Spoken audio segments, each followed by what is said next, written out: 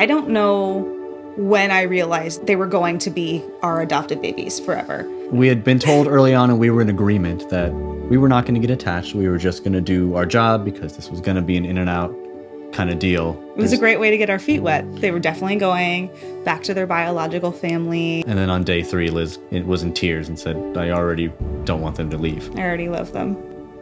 Hi, I'm Brian. I'm Liz. And this is our adoption story.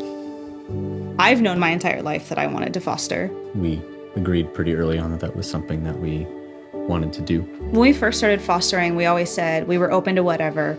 We assumed that we would have kids in and out all the time. It's not what ended up happening. And so they had told us there was a placement for 2 siblings. And initially, we were told that it was going to be a 6-week case. 944 days later, there's Yeah. a different story. When Talia and Raciel first came, it was June 25th, 2019. Talia was 3, almost 4, and Raciel was 5. I do remember crying to you after week 1 that they weren't our babies.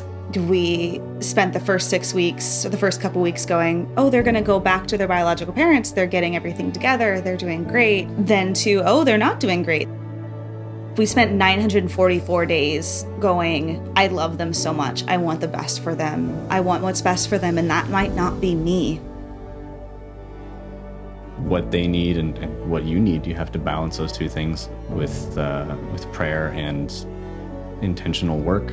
Talia called me mom and mama pretty quickly, and it was always precious. It's the first time that I've been called mom.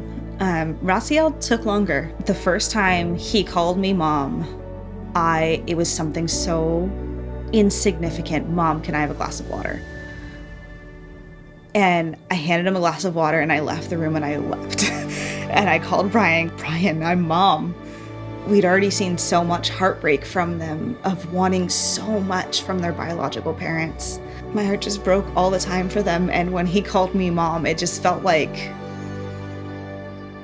some of that was given back. Okay, The night we got the news, I get a text from our caseworker saying the Clements case has been closed.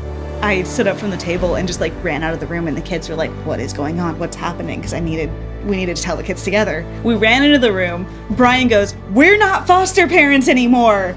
And the kids just look horrified.